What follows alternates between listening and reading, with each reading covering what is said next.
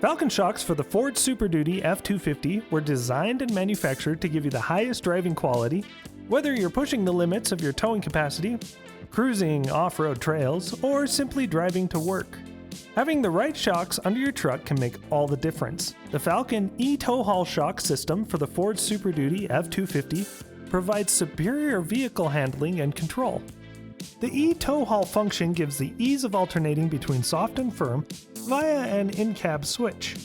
The e-tow haul shocks also feature the Falcon's innovative SP2 mode adjust, which gives you the freedom of switching between two different modes.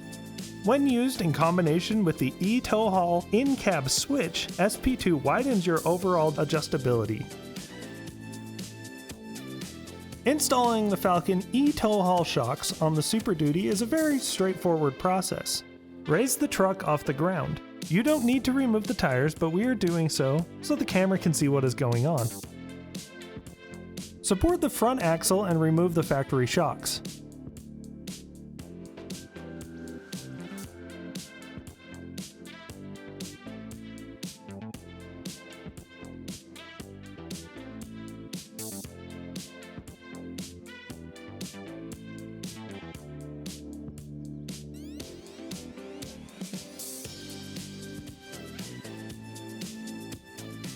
Install the top end of the front Falcon shocks using the provided bushings and hardware.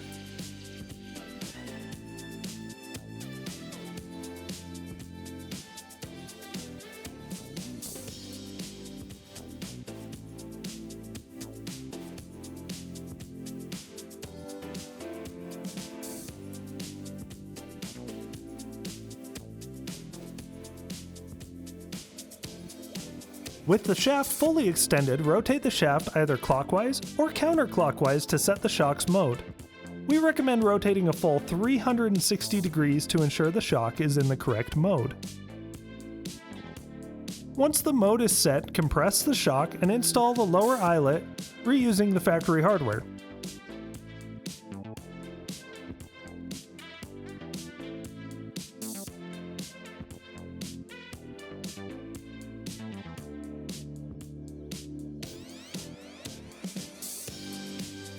In the rear, support the axle and remove the factory shocks.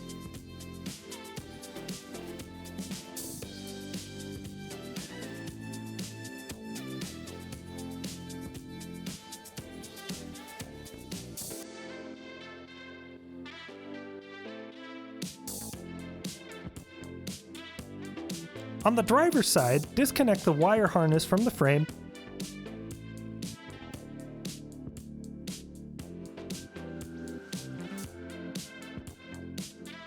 Swing the wire harness up until it touches the cross member. Mark where it touches, then let it fall aside. Drill a 1/4-inch hole. Tie the wire harness to the cross member using the provided zip tie.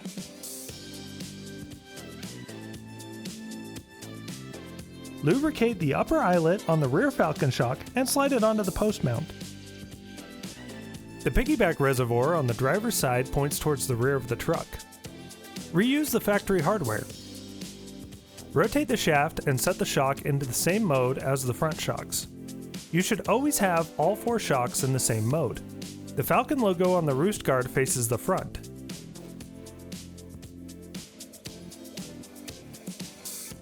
Install the lower eyelet reusing the factory hardware.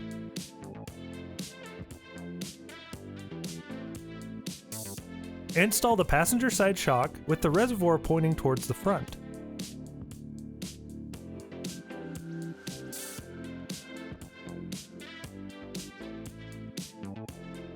The Falcon logo on the roost guard faces the rear. Remember to set the mode before installing the eyelet reusing the factory hardware. Push the front driver's seat all the way forward and remove the bolts mounting the seat to the floor. Install the control module onto the mounting plate using the provided screws. Slide the bracket with the control module under the seat and reinstall the bolts through the holes on the bracket. Make sure the sockets on the control module are facing forward.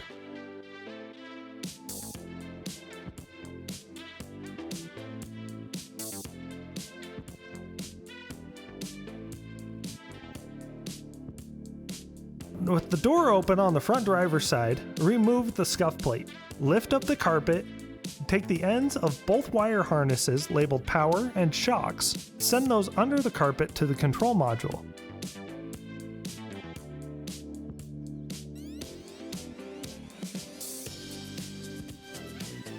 Connect both plugs on the wire harness to the corresponding sockets on the control module. Remove the grommet found just under the carpet and cut a hole or a slit into it. Feed the two shock ends through it as well as the battery end.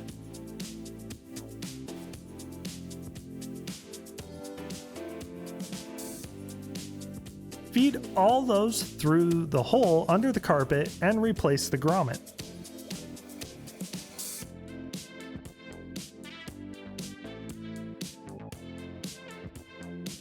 The battery end will feed up into the engine bay from underneath and subsequently to the battery.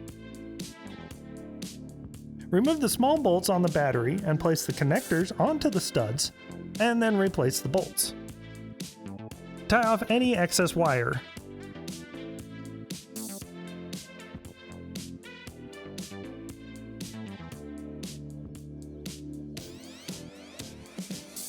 Insert the included fuse into the connector.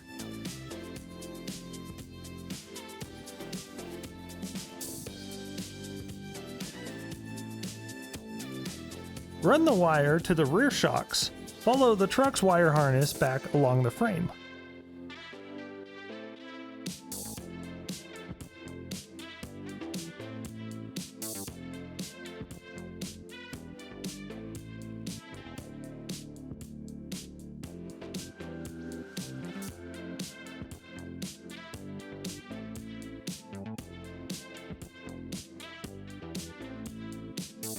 Feed the driver behind the body mount above the rear bump stop.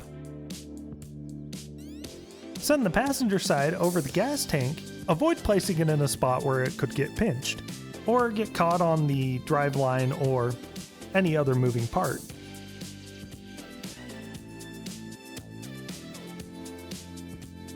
Connect the shocks to the wire harness and tie off any excess wire using the provided zip ties.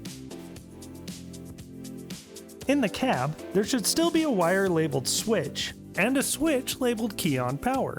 This goes to the accessory fuse box located behind the panels just in front of the passenger side door. To get across the cab to the accessory fuse box, remove the panel just to the right of the gas pedal, as well as the corresponding panel on the other side. Run the wire under the center console. Run the wire from the grommet under the left panel and then tuck it under the carpet running behind the pedals until you get to the center console.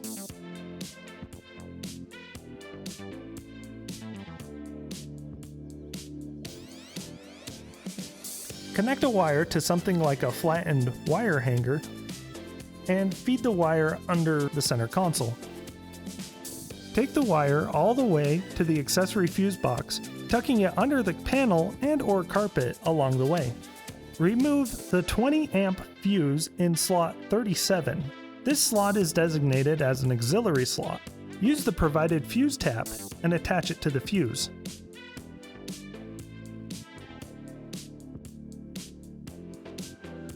Replace the fuse.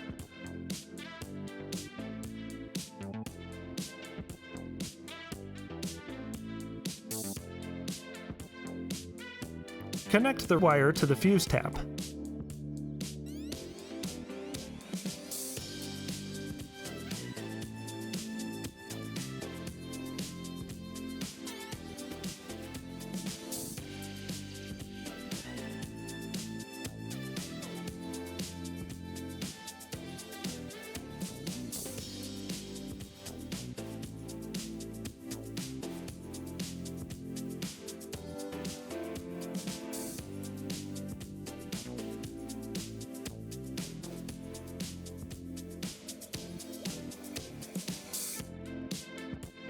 Connect the black wire to the center prong on the switch and the blue wire to the same side you want to be firm. Follow the diagram provided in the written instructions. The brown wire is not used with the e-tow haul shocks. A bracket for installing the switch has been included. We suggest placing the switch in an out-of-the-way location below the dash, but the switch can be installed in any location to meet your needs. The lines can even be connected to OEM or aftermarket auxiliary switches. However, this video will only show the installation for the provided switch.